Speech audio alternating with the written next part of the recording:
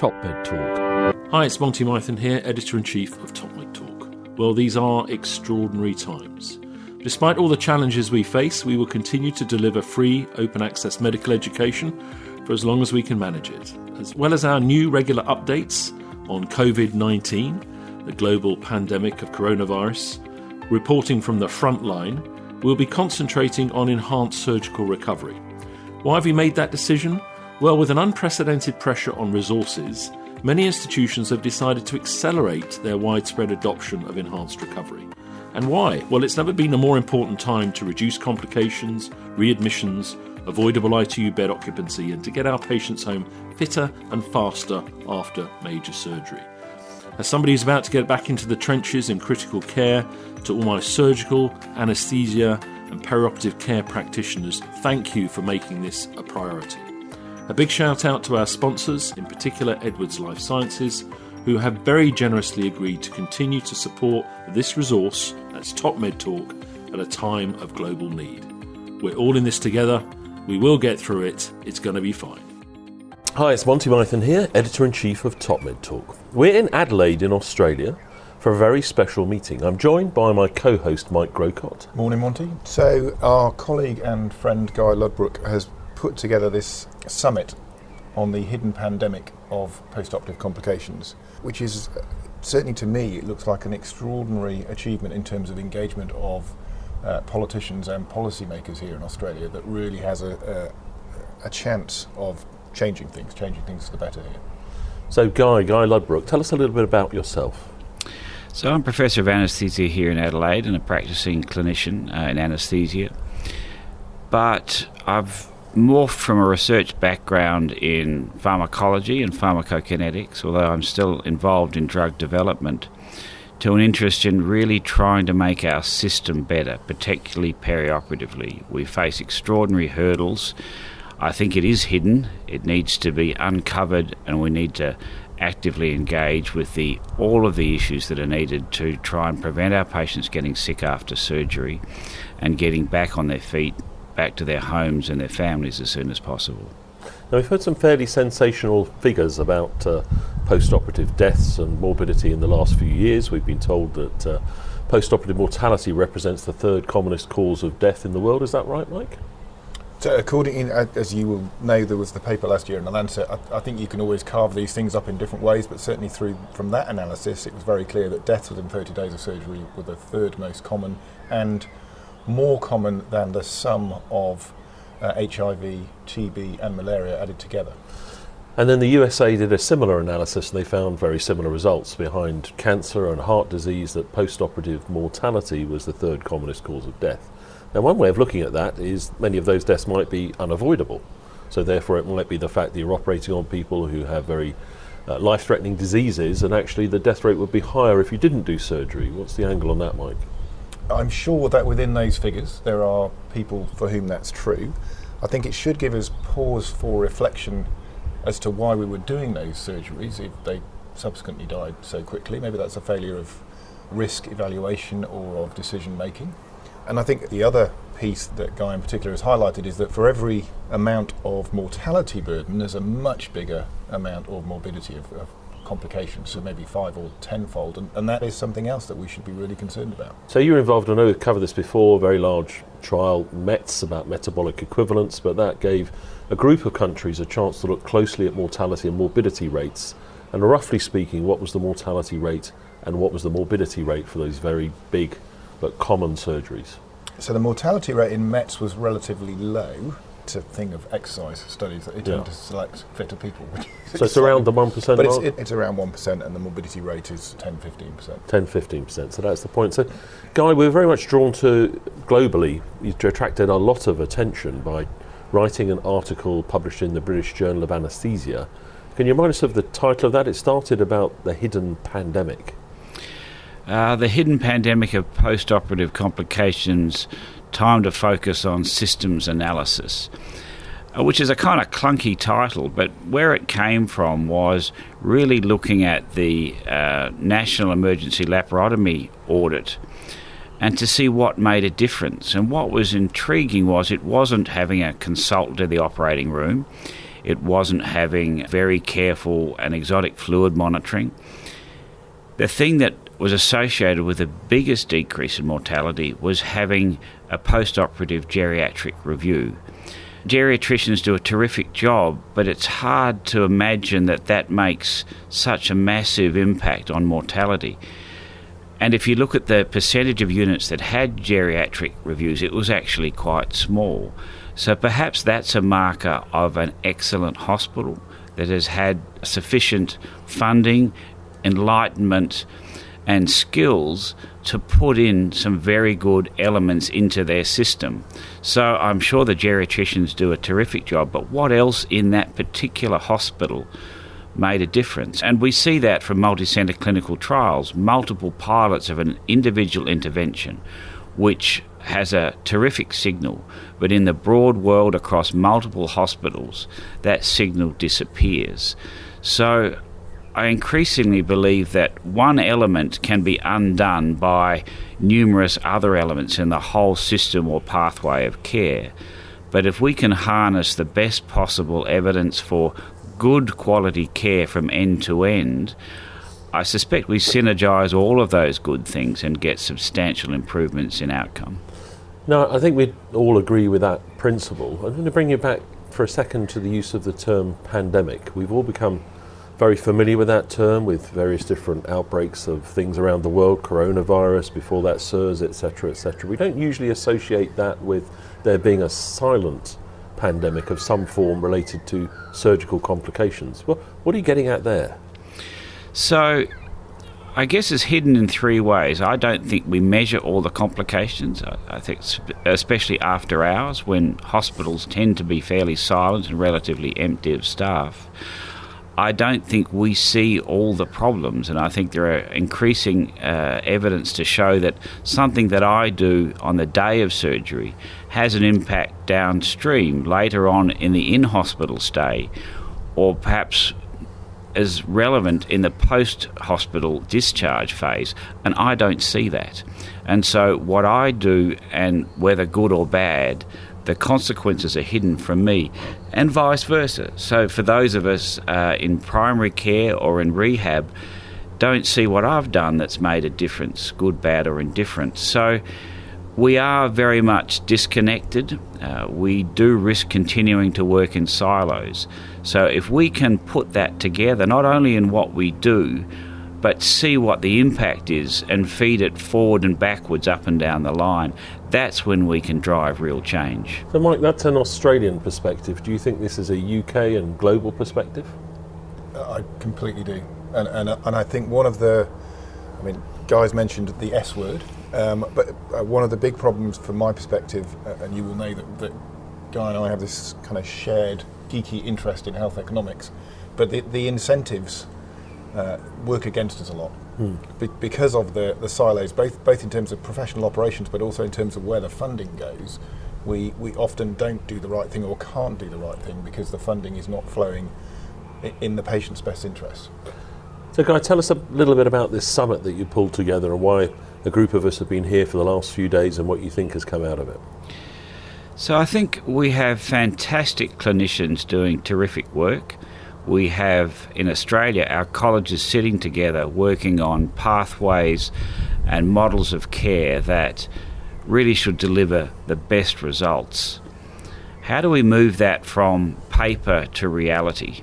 So how do we engage our fund holders, our hospital managers, our insurers, and our partner clinicians in driving this forward? So we can think a lot, we can plan a lot, but we actually have to execute. Now, I don't think we can execute magically and globally, but as industry would tell us, if you want to innovate and change, you need to go outside your organisation, or at least separate off a piece of your organisation, build a satellite centre, thinking group, demonstrate the principles and bring it back into your organisation. So probably the best way of driving change is to find some areas within or without existing hospitals, build the best system that you can, show it makes a difference to patients, to families,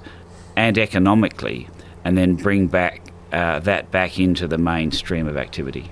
So the main summit meeting day we had, there were about how many people in the room? About 90. And there was the representation. I think it's the finest gathering that represents the full spectrum of interested parties that I've seen. I don't know about you, Mike. It seemed to, I can't think of a touch point that wasn't there. I agree, and I think that was the thing that most attracted me to this meeting, was what you achieved in terms of pulling together, hospital leaders, chief executives, policy people, consumers, and enthusiasts like ourselves, and we even had the Minister of Health. And I think that was really important, because not only were we able to share our views with our relevant ministers, they were able to share their views and priorities with us. And sometimes we risk understanding the full picture. So for them to be able to share their priorities with us and see where they're aligned with what we're doing, and they are very closely, we can see how we can work very closely with our policy makers to move things in the right direction. So it's about having the right people in the room who are prepared to come, they didn't have to come, to think together and to move it forward. The big risk here is that we talked a lot, wrote down some stuff, and do nothing, and that would be a tragedy. So I think the next step is to put this down on paper, get consensus within this country, share it within this country and in other regions, look at our priorities, and if it was Nestle and Nespresso, they would build a small group of innovators who very carefully designed an espresso machine, showed that it worked, and brought it back into their business. And I think that's what we see in the NHS. The projects that are successful manage to secure some sort of external funding, as we've talked about. The service is so operationally stressed. It's very hard to free up money. And once they get some external funding, they have some freedom of action and they can pursue a project. And very many of those are successful and then, as you say, come back into the mainstream. And the other advantage of that, a small collaborative group, it will be a self-learning engine. You don't get it perfect the first time. I think we all understand what very good can be, but we also understand what the future could be. And Monty kindly gave us a lecture on artificial intelligence and the impact that's going to have on helping us predict what's going to happen, because the biggest challenge, or one of the biggest challenges, is to know who is going to need more care, and importantly, who is going to need less, so we can get them home quicker without worrying too much. Now that's going to involve skilled clinicians, but increasingly it's going to involve artificial intelligence looking at all aspects of the patient and being able to tell us who is safe to move forward in the journey and who we need to hang on to just a bit longer with a bit more higher acuity care to get them absolutely right. In the wake of the excellent summit, which was high intensity, single room, a few suits and ties around, the following day in the afternoon, I think very cleverly, we had a wrap-up group of about 20 people. We had representatives from New Zealand, Australia, the UK, the USA. There may have been more there. We had surgeons, we had GPs, we had quality experts, and I think we had two big takeaways from that. What do you think they were, guys, if they overlap with what I thought we took away as two big challenges that are going to take on next? Well, in broad terms, we talked about what happens before the surgery and what happens after. And for me, the before conversation was one of the bigger learning experiences, is how to engage with our primary care docs, who are very heavily engaged already in managing issues, and also engaging with people in our rural and remote areas. And for us, that's a lot of the country, as you know. So there are things that can be done. So that was very helpful.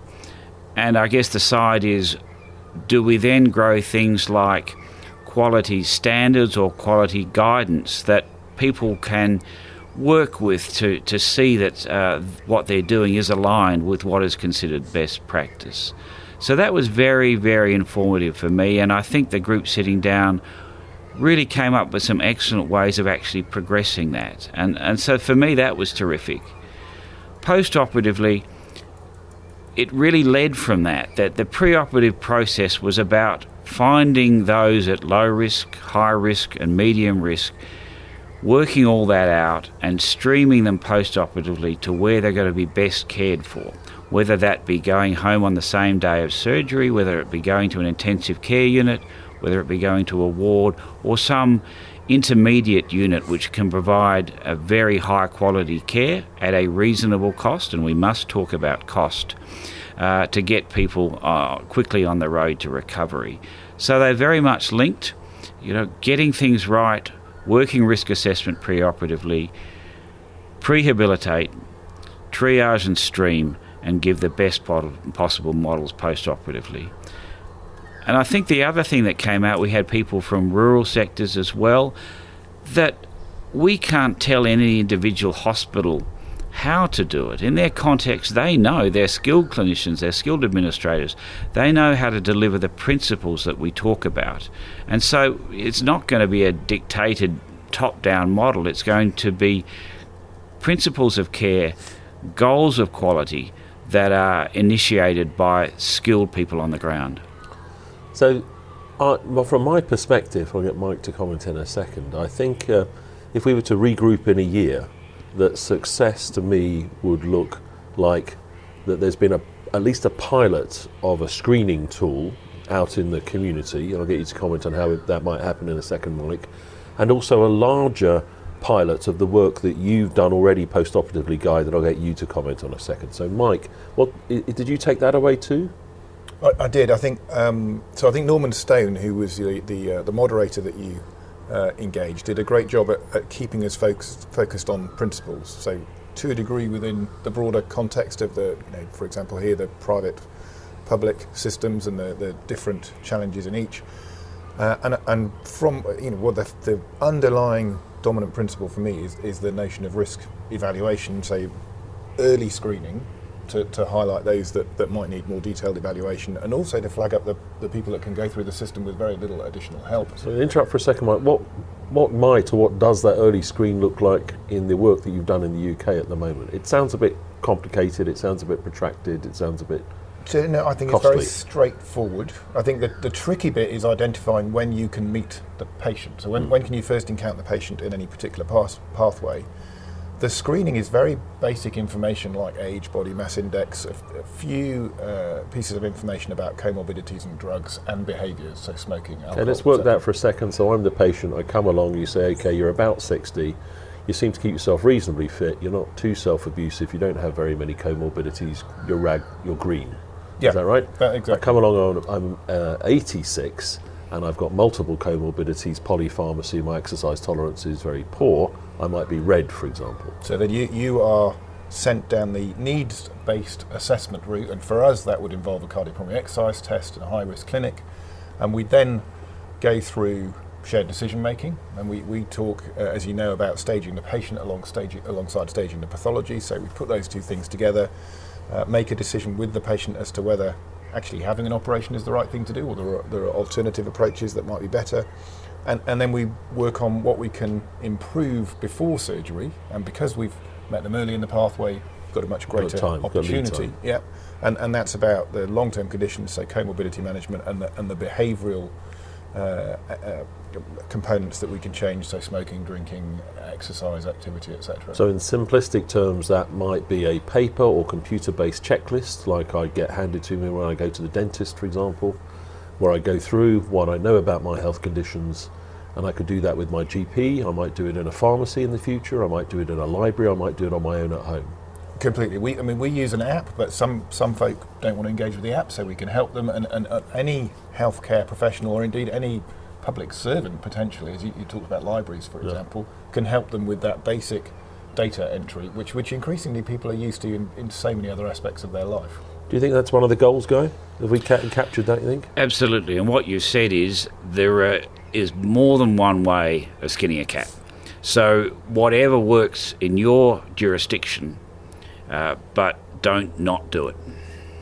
So in simple terms, Guy, post-operatively, you did a fantastic pilot, you and some other colleagues, increasing the intensity of post-operative monitoring and care, and it dramatically improved by my evaluation outcomes. Can you just give us another thumbnail sketch of that? So we recognise that recovery rooms are about 60 years old, at least in the UK. The principles on which they were based, and that's been published, there's an excellent review article not that long ago about that, talked excellently about what the goals are. But patients today are very different from 60 years ago, and our quality standards that say that keeping a patient in recovery for more than 2 hours is actually undesirable no longer apply. So we kept a subgroup of patients in recovery, moderate risk, 1 to 4% predicted mortality, NESQIP score based. We thought it would be quiet. It wasn't. So in the evening and overnight, medical emergency response level events were frequent. They occurred pretty much through the 12 to 18 hour period, often in the middle of the night. A lot of them related to blood pressure and fluids, but there are others as well. They were very readily dealt with by skilled recovery room nurses or high acuity nurses and anaesthetists. They got better, and afterwards, fundamentally, from the small signal we have, patients had less ICU rescue on the ward subsequently. They went home perhaps marginally quicker, but most critically, readmission days reduced by 79% over the following 90 days, both in frequency and duration. And whilst there's a degree of uncertainty around that, I think the fact that they were less common and of shorter duration can't be coincidence. So when I saw your results presented before, and correct me if I've got this wrong, I think when the patients went through the usual pathway back to the floor, because they're not deemed sick enough to go to ITU in the current system, about 5% triggered an emergency call. So if we look at that, it's 5 in 100 people. Whereas when you kept them and wrapped them up in cotton wool, it was about 1 in 4 people. So it was 25 in 100. So that sounds to me like we were missing 20 out of 100 people. The figures are probably higher. Okay. We were probably seeing medical emergency response level calls in 30 to 50% of patients overnight. And when we looked at the mean duration of those adverse events, it was a mean of 2.5 time epochs. Now, those varied. The smallest time epoch was 2 hours, so 2.5 lots of at least 2 hours. These weren't things that were brief blips on the radar. This was hypotension that needed some sustained and careful management and tended to improve. Pain management that needed optimisation, respiratory issues that needed attention for not just a few minutes, but careful input and monitoring and follow-up for a few hours. So these were substantial events. So I say gosh, but I'm not really surprised at those results, Mike. I mean, we've been on this journey together for 20-odd years now. It's sort of where we started with policy documents, was this dirty little secret of ours that seems to be shared around the world, even very emotional speeches on TopMedTalk about the fact that we, irrespective of how highly funded healthcare systems are, that there's this post-operative instability that we choose to, I'm going to be blunt here and say ignore, because we say we can't afford to address it. I can only agree. I think this study in particular shines that if you can prevent the problem, then this study clearly shows that there is something that we can do to make a lot of that better.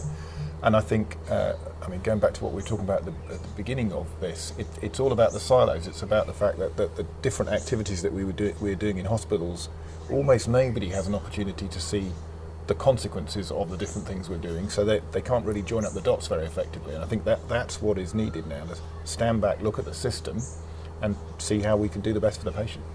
So I think it's time to roll the sleeves up, get out there and get on with this. Now, 2 things coming over the horizon to help, all in the bundled into the sort of concept of the computers are coming to help, is artificial intelligence and the potential for wearable sensors, for example. How do you think that might play out, Mike? So the artificial intelligence, I think, should enable us to interpret the risk data in a much more sophisticated way. So rather than just having a single point or perhaps 2 points, so at the beginning of the pathway and immediately after surgery, we can have a continuously evolving model. So if the surgery goes very well and the patient's very stable, perhaps they've become into a lower risk category. On the other hand, if they, so some of the predictive technologies we can see now, mixed in with the baseline risk evaluation, they may become a much higher risk patient. So I think there's a huge potential there, putting in the enormous amounts of data we get, in particular from physiological monitoring, and the wearables can only add to that. So wearables from the beginning to end of the patient journey, we might get better predictive information from the pre-hospital data, some really useful information as to what's going on within the hospital, on the ward, following surgery, and then we can have the safety net in place as people leave hospital, so we can keep an eye on those physiological variables, proactive telephone-based follow-up when needed, and then get them back to hospital as soon as possible if that's necessary. And you're wearing a lovely watch there that I think your beautiful wife bought you recently, which tells you all about your self-abuse on a daily basis. Is that right? Yeah, I'm uncomfortably involved with the information from this watch, I have to say. But it's so heart rate, respiratory rate, sleep patterns. I think you can pay bills with it, although I've tried not to do that. Can you send flowers? No, but it does remind me every day that I ought to. So guys, is this all Sky-Fi ridiculous nonsense, or is this happening? Absolutely not. So you talked about earlier decision points and earlier recognition. So on the back of a bus ticket, when we tried to look out when the patients we kept in this advanced recovery room care model were likely to be at lower or higher risk, we couldn't pick that up for about 6 or 8 hours based on have they had a medical emergency response call yet or should have had one, and it took us about 6 or 8 hours to actually be able to see that there was a signal there said that if you haven't, you'll be fine. If you have, you need looking after further. 6 or 8 hours is a long time, and that's a very crude indicator. Has your blood pressure sort of crashed or whatever else? So can we come back and look at much more subtle signs? And we know about the technology. You know, if you look at things like the blood pressure predictive type data, and we look at the anti-nociceptive machines, they're looking at two very similar parameters, which is RR interval, which is heavily involved in a whole lot of things, but let's call it the autonomic nervous system in general terms. We can't see that on our monitors. We can't see that by taking a pulse. But both of those sorts of technologies can and do and use that to predict things. So that's just one very small example of how collecting data over time in something very small that we can't appreciate, using that as part of their risk assessment algorithms, that's very effective. If that's just one parameter, imagine putting a few more together. And critically, what does that mean? It means that we really can put people in the best place that they need to be. Because being in a high acuity environment with light and noise and frequent observations and 1:2 nursing is actually relatively intrusive. To be able to put someone in a single room with the lights off, but knowing that they're safe because they do have the wearables that do remind them to send the flowers, or just give the quiet heads up to the nursing staff sitting remotely that there's something maybe just heading not quite in the right direction. Let's bring them back into the light, and which is exactly, of course, what Florence Nightingale showed us how to do in 1853. She showed us how to have a Florence Nightingale ward, and you could put people safely up the back of the room, furthest away from the nursing station. But if things didn't look right, we'd bring them forward, and vice versa. So we've got a lot to learn from Florence. 200 years later, we have moved on, but I think to a degree we need to look back at the principles not only of how to manage patients, but how to measure outcomes that Florence Nightingale showed us so many years ago. So Guy, thank you very much for your leadership, for your hospitality. It's been an incredible meeting. Now the risk, as you said, is the fact that we walk away slapping ourselves on the backs and just nothing happens. What does success look like in a year's time? No, let's come back a little bit from that. Let's say what success looks like in a month's time. So success for me in a month's time means that we have digested all that we learnt yesterday and the day before, that we have refined and written up our original discussion paper, that we have shared that information with all of the participants and further, and that we as a country at least have come up with a consensus document that says these are the principles of care and the sorts of things that we should be doing and measuring. That's step one. We should do that in a month. Then we need rapid action to say, in my view, let's try those. Let's take the Nestle example. Let's find the Nespresso pilot area, make it happen, measure it, refine it, get it right, and then spread it outwards. Now, we listened yesterday to your minister's introductory talk, and we went through it, and I think we checked every single box from the point of view of delivering the challenge that he put out with regards to what's happening in healthcare, community care, population health, etc., etc. At the end, I think I heard him say, send me in your ideas and we'll do something about it. I heard that as well. Oh, actually, he said, send me in your ideas. I'm sure he meant we'll do something about it. So I heard that as well. Yeah. And, what I think you'd like to hear is the ideas of many. Because we in Adelaide, a small town, is one thing. We in Australia, a small, somewhat distant group, is another thing. But if those ideas are also shared and agreed more broadly across institutions and across countries, I think that gives our ministers and our decision makers a lot more confidence to be able to back what really is well grounded innovation, change that has a really serious opportunity to improve both outcomes, but also make our healthcare system more sustainable into the future. Yeah, well, Professor Guy Ludbrook from Adelaide in Australia, thank you.